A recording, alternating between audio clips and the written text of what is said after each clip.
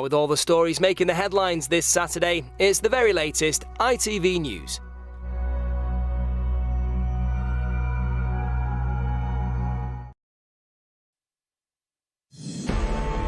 Panic stations, delays to fuel deliveries made worse by a run on the pumps.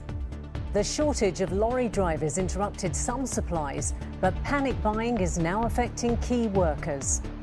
We were in queue for 40 minutes yesterday, in the middle of our shift, trying to get petrol. The government has been promising action all day. We'll find out in a few minutes what their plans are. Also, the Labour Party conference opens with a battle over the future of the party leadership. Brentford surprised Premier League leaders Liverpool in a 6-goal thriller. If we don't do this, there will be nothing left to save.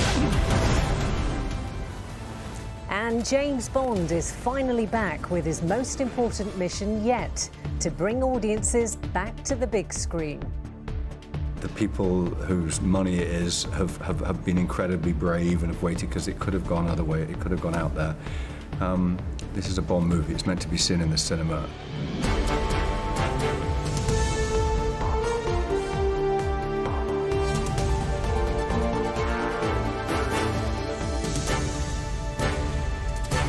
This is ITV News with Sameena Ali Khan.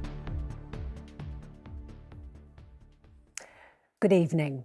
The government is about to reveal the details of its plan to recruit foreign lorry drivers, hoping to ease a crisis in the UK's logistics industry. We'll have more on that in a moment. But first, one of the worst effects of the HGV crisis continued today. There were long queues at petrol stations across the country as many drivers ignored government advice not to panic buy. And some key workers are now warning that they can't do their vital jobs without filling their tanks. Rachel Younger reports. No fuel shortage, they warned. No panic, they said. But no sign this morning that many had listened, with queues for the pumps starting at dawn across the south.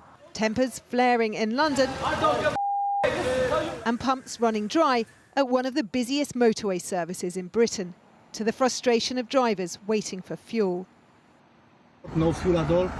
No. I tried probably 5-6 petrol stations already and they're out of fuel. This is unreal. Among those hit hardest, the lorry drivers, who, unlike Britain's fuel stocks, really are in short supply. A lack of delivery drivers first caused gaps at some pumps, but panic buying's turned a blip into bedlam.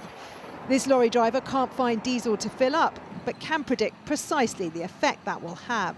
Effectively for your breakfast tomorrow morning when there's no milk or cornflakes. That's what's going to affect. Now Downing Street says that short visas could be introduced to bring in drivers from overseas to help plug the gap. And some hauliers have already been contacted by drivers Brexit forced home. You know, we're getting emails and texts and phone calls from the drivers that used to work for us saying, you know, how can we come back? We want to come back. So, yes, they're looking for work. But time is something Gemma and Jessica never have much of, trying to reach the vulnerable people they care for. Now they're also covering for colleagues who can't find fuel to get to work. And with their tanks now low, they can't get to everyone who needs them. We were in queue for 40 minutes yesterday, in the middle of our shift, trying to get petrol. We've got people that are on palliative care, bed-bound, dementia, epilepsy, MS, and it could mean that they're going without the help. Motoring organisations and petrol suppliers alike are confident fuel stocks will be quickly replenished. But there's a long road ahead to fix Britain's deeper supply problems. Rachel Younger, ITV News. Well, tonight the government is finally releasing its long-awaited plans to address the HGV driver shortage.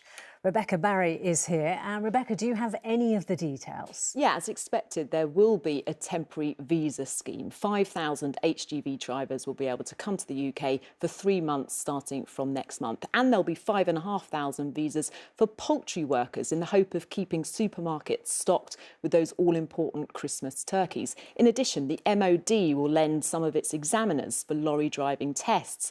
Nearly 1 million letters will be sent out to those who've left the industry to hope to tempt them back with the promise of better wages and conditions. And the government says it'll invest in skills boot camps to train up thousands more drivers. But tonight, the Road Haulage Association has told me this barely scratches the surface, in particular these 3-month visas. They say if you're a trucker in Poland, say, by the time you've thought about this, applied, found somewhere to live in the UK, it'll be nearly Christmas anyway.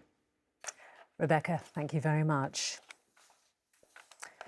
Well, meanwhile, things didn't go quite as planned on the first day of the Labour annual conference today.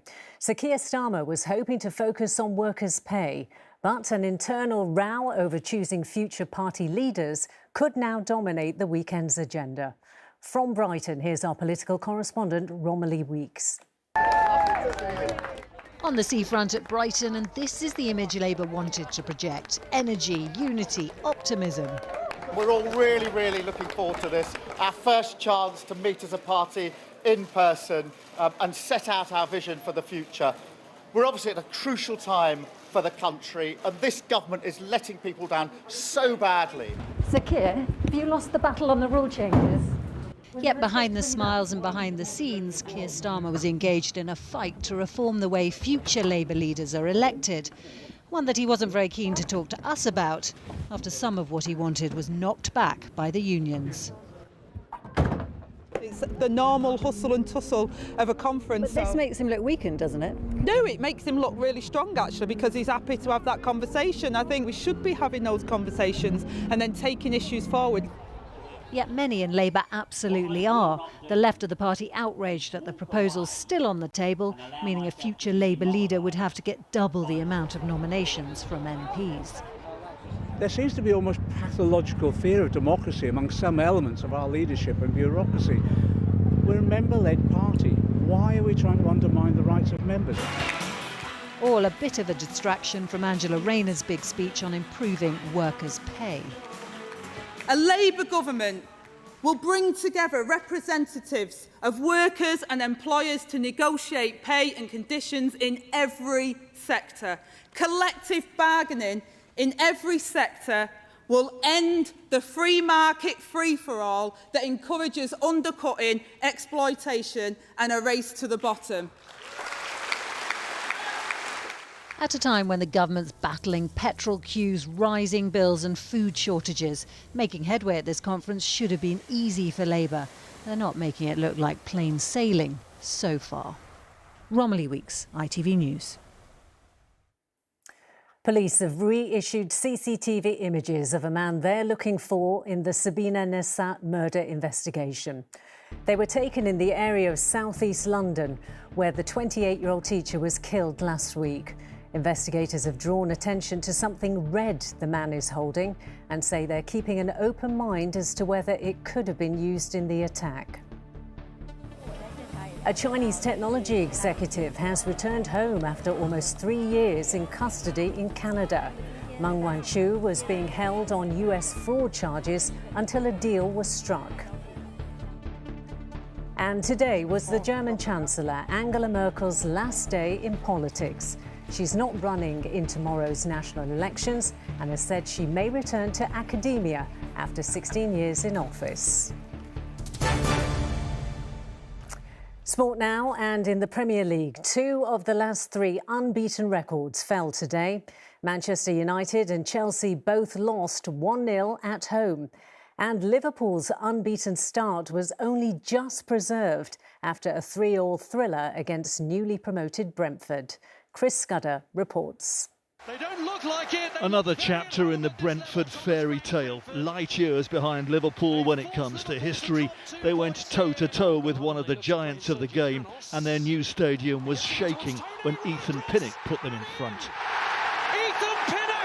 That lit the fuse, and the last remaining unbeaten record in the league was back intact with Diogo Jota's equaliser.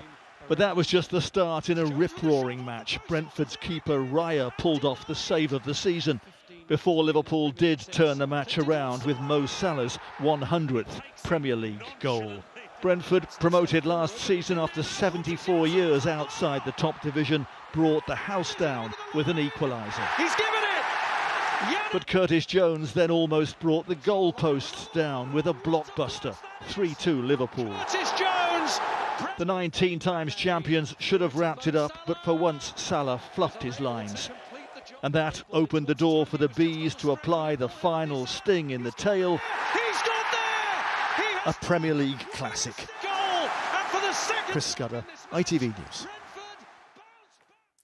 And finally, 3 days after the new James Bond film was delayed by COVID last year, hundreds of cinemas shut their doors. They knew that without Bond, they were doomed. Well, tonight, they're elated. The 25th film in the franchise, the fifth and final one to feature Daniel Craig, is finally here. And cinemas are counting on 007 to bring audiences back to the big screen to be shaken and stirred. He spoke to our arts editor, Nina Nanal. You're late. It is now time for No Time to Die. Daniel Craig's final outing as James Bond is getting its big screen release 18 months after the original date. Come on, Bond, where the hell are you? The film was amongst the first major releases to delay opening because of the pandemic. That, says its star, was a brave move.